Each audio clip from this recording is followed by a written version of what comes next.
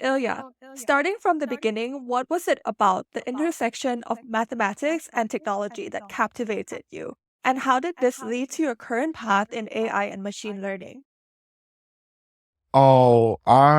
18 years ago, I graduated from the Lomonosov Moscow State University under scientific supervision of very famous Russian scientist, academician of Ras Vladimir Ilyin, and completed here my PhD thesis. And so happened that I stayed at the Department of Theoretical Mathematics and worked on the optimization of vibration processes. I have been solving optimization problems from graphs. Uh, at the same time, I was offered a job at a geological exploration company that working with practical aspects of vibration. My department, I solved an optimization problem in vibration. It's a territory, and in this company, I solved it in practical aspects. Then, for almost 10 years, we developed a transfer. I worked for the company which developed the transfer safety systems. We made systems for monitoring the geometry of the rail objects, ultrasonic monitor, uh, computer vision systems. And all this product worked in real time and processed data at speed of 100 kilometers. In general, I think I found it boring to come up with new formulas that are divorced from reality. Therefore, I give priority to projects in which is realistic to measure the effects of implementation. I'm very glad that for my now company is USTX, which give me this opportunity to do the projects. Thank you. So you could say that you got into this field because you like to problem solve and also you like to choose projects that are that you can implement and then see the effects of that. Um, a- Actually, yes, I can describe you some our project. Maybe could you repeat the question? Yes. Sorry? Repeat the question, right? Okay, actually, I can move on to the second question if you prefer. Oh, okay. I think yes, it's okay. Sure. So you've been deeply involved with AI, particularly in developing mathematical models using machine learning.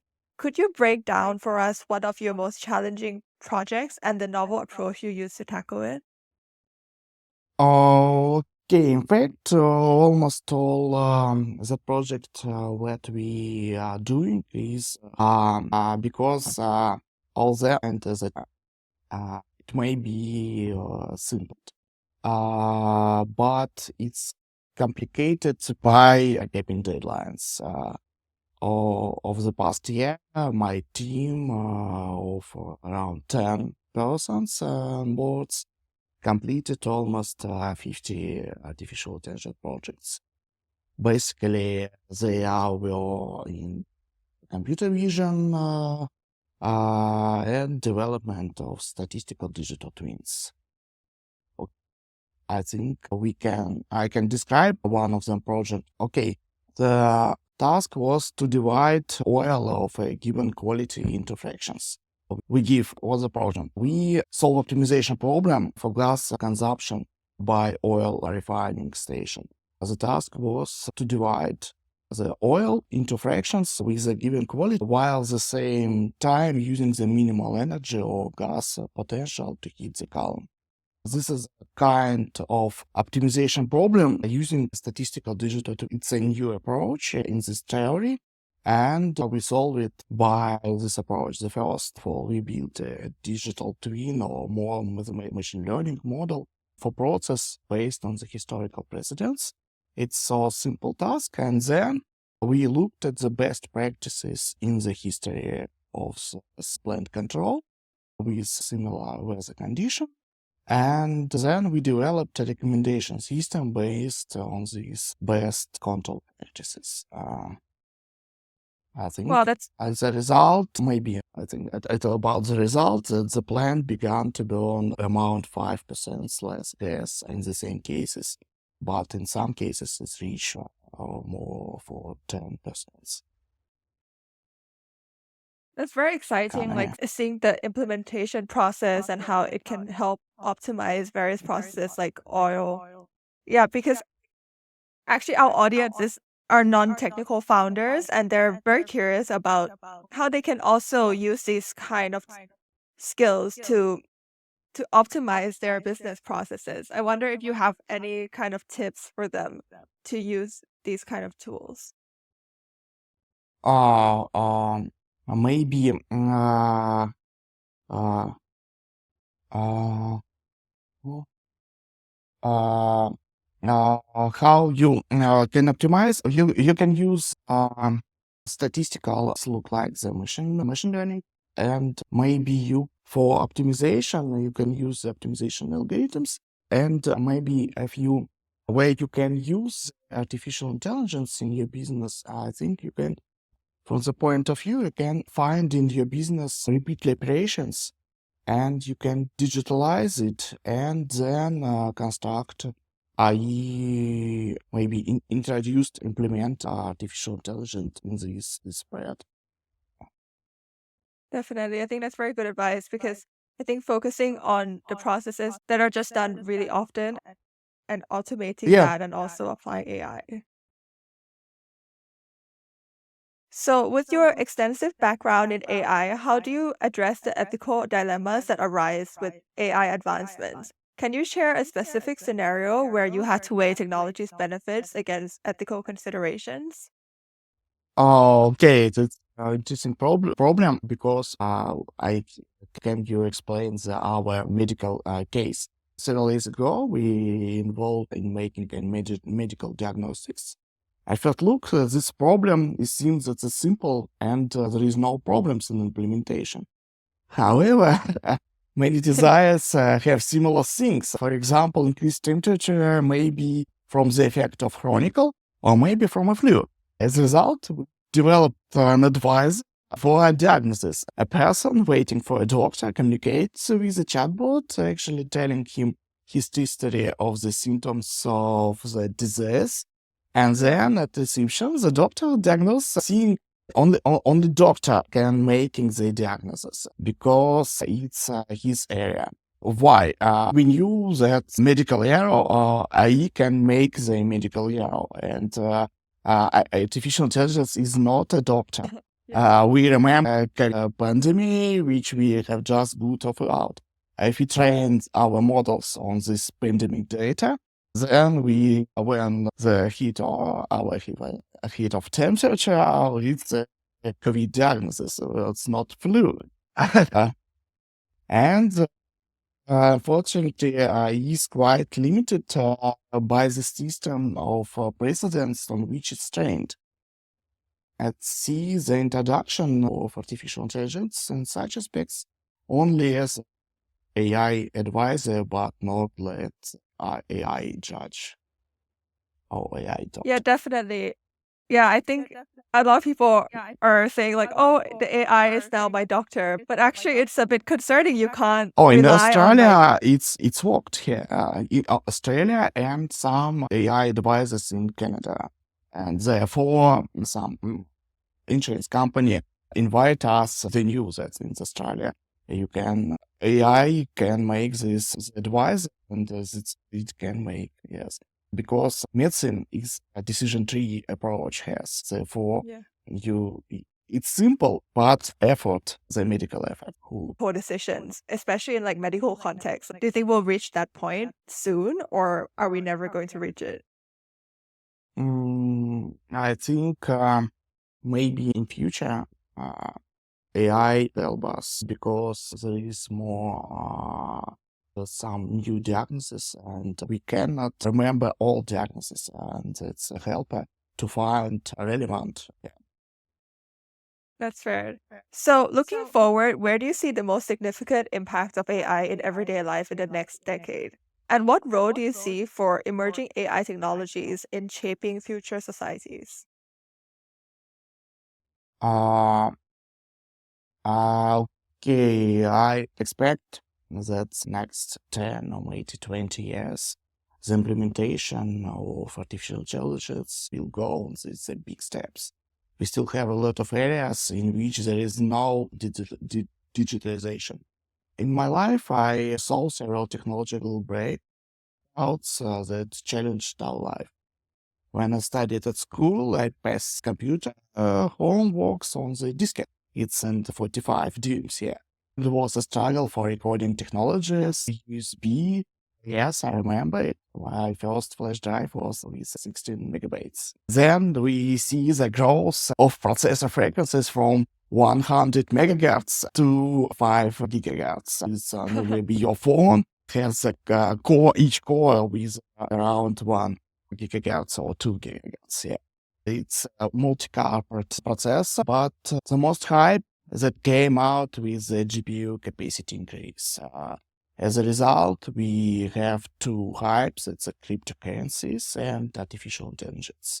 Now we are technology reliable to realize these algorithms, and the theory created almost 500 years ago.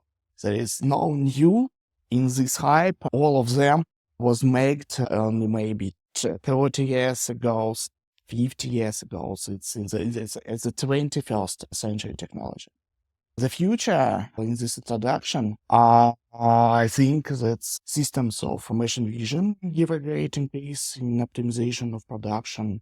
This implementation allow us to optimally spend resources by saving them for other projects. My children can relate to each other by postcards built in the charts with generative AI networks. I think in future we can meet AI technologies of personalization of some services. FacePay. FacePay is, I think it's a feature of systems. It's more comfortable. You can sit in the bus or in the other, and the system scan your face and make a transaction automatically. That's good. That's more comfortable. I think it's a future because it's simple to realize, and maybe it's a cheap realization of this approach. So you would say the future is AI and machine vision as well. It's a computer vision or machine Yeah, vision. computer vision. Yeah. Can you explain machine vision to our non-technical founders exactly in simple terms? Difference between computer vision and machine vision in the speed of those simple coders. The machine vision based on the cameras which can which can gives your photos more than 1,000 photos per second. It's a very high speed cameras, and it detect bubbles in the water when you try to catch the water, maybe tea in your cup. This technology is so simple. The high cost of this system, but when you need to detect something on the high speed, you need to make a shortcut, a short time for one shot. Large language models are a hot topic in AI right now. Given your expertise, how do you assess the current capabilities of LLMs and what untapped potentials do they hold that excites you the most? I agree that AMS look like the large language models type of recent time is developing now more, I think, because big corporations invest a lot of money in LLM. Let's think maybe together why they're doing it. Begin from the fact that the corporation is a business that makes money, as it is the deal to make money. So corporations see some problem in this, and maybe I can explain you three directions where we can improve LLMs. First is code generation. It's replacing ordinary programmers. For example, if you don't need any new research system, it's not new. It's basically look like the online store. Yes, you does not need to go to some company to make research, to make some code. You can ask your maybe look like the chat GPTs or any LLM model, give me a code of the online store and to this code by this address, and voila, you have the online store in by 3 minutes or by 5 minutes. It's simple, and it's a future for us. In maybe The second way is coding and generation of the regulatory documents, more like an attempt to make laws cheap. And the third aspect is the contextual search. Modern people don't know how to Googling. Remember in the diary of Bridget Jones, how she opens the Google and asks it about the problem and cannot find anything. And she asks you, what you are doing? You are Googling. It's really, I once gave a test to my students, doesn't give it. And I asked Google for this test. I wrote a question and gave the test on not from first page, but second page. As a result, no one passed the test on a full score. But now context, the students does not knew how to Googling. Now context search can solve this problem. They now at Google, they can ask and take all answers for all questions, yes. I repeat that the contextual search is the strong side of the LLMs. Definitely. So one of the things is mainly that what would you say would happen to programmers in the future? What is the future of especially for We people live who in are future. learning to code? Yeah. I think we live in future. Now I'm feeling it. Yeah, definitely. I'm just curious because online people are there's like this whole hype about like people who are like, oh my God, I'm gonna quit coding now. So would you say people should still learn to code? I think yes, it's maybe some copilot LLMs which can help you to make code faster. But there are many mistakes in code created by LLMs, and if you don't use the language, a specific language when you wrote, you cannot find these mistakes. This code that doesn't compiling. Why? Oh yeah, it's a big problem now to ask the LLM to roll the correct code, which can be compiled, building and posted on your site. Definitely. But So future, and I think it can be done. Yeah.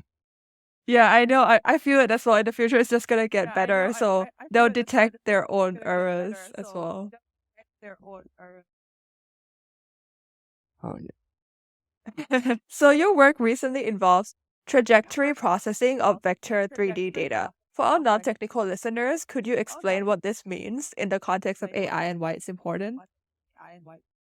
Oh, contextual data analysis. I think it's my scientific research. It's a new approach to processing the three-dimensional data. Maybe it's beyond from the 3D data vibration analysis.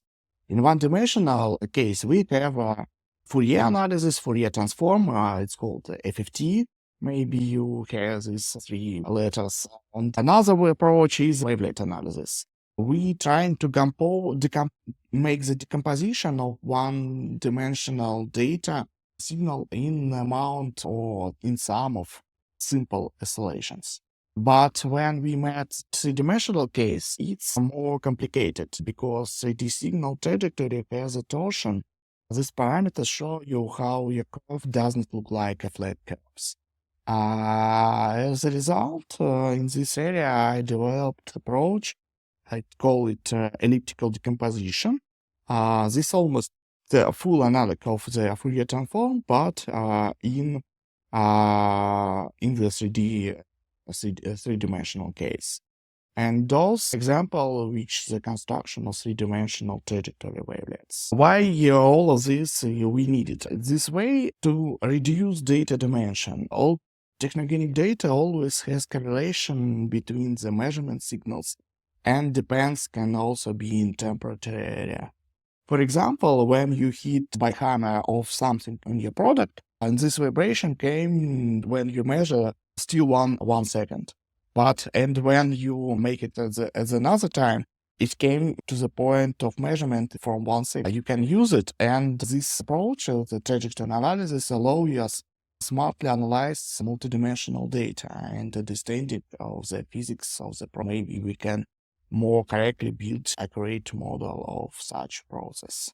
That's all, I think. If you That's very question, exciting. So many of our listeners are non-tech founders who are daunted by some technical complexities of AI. What advice do you have for them to better utilize AI for their startups? Oh, AI is not as complicated as it might seem. Technologies for the development of new models, of course, are complex, and fundamental education is necessary for their study. Preferably, you need to the very good mathematician skills, maybe physics skills need to know well. I think in a modern technical techniques, I think it's also in your chemistry. But in order to apply, you need to just understand the theory of operations. If you have some kind of repeating process in your production, try to automate it with AI. To implement AI, I think consultants maybe you need it, and our company, Ustech, has a strong capabilities in this area. We carry out with AI consulting, helping partners understand where and how to apply AI better. But if you're alone, you can try to implement it, but maybe you need to, if in very huge or some complicated case, you need to ask professionals. This, yes. Definitely. So work for for small tasks you can automate yourself, but for larger tasks, maybe some technical partners. We You can try do it yourself, but it's not a problem. But you need in real world. We met the people who start 2 weeks or 1 month courses in AI and think that can do everything. It's a very big effort, yeah. Because maybe when you buy a car, you can drive it, but you does not. It's not the F1 challenge. You cannot try to it. Yes, but you can drive. It's not a problem. For two weeks, you can study driving a car. It's the same. In AI is the same. If you need to drive with your car at a speed of more than 300 miles per hour, you will be a professional, yeah. And you can sit near the professional and can drive it with you to the finish or within uh, two, maybe not 30 seconds per lap, yes. But in another car, you can make it with 2 miles. It's okay. What's the difference between self-made and asking a professional to make it to a finish? Yeah, drive you to a Definitely. finish. Ilya, transitioning a bit, we all face significant challenges in our lives. Could you share a particularly tough period in your career or life and how you managed to navigate through it? Oh, okay. Let's speak about this. I believe that which does not kill us make us stronger. I had difficulties in this life, the low salary of a scientist in Russia. When this time was a popular story about what trying to take money from the scientist to entering the institute. Of course, the work of a programmer became popular over the past few years and have now all the difficulties that we are faced, I will become greeting with my children, and I see that's reason to not give up, and they need to be raised from me. I think family and children is the best way to override the problems here. Oh, working at I love institute, that. I So, cannot give money to the poor.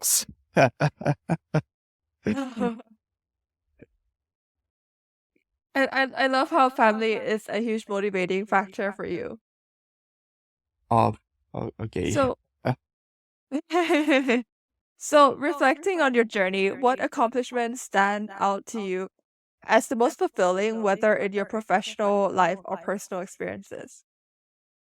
Oh, in fact, I'm a little interested in the career achievements. I believe that I have already shown everything and proved everything, all which what can I do. At the age of 14, I won the Tchaikovsky International Competition for piano. 10 years ago, launched a rocket into space.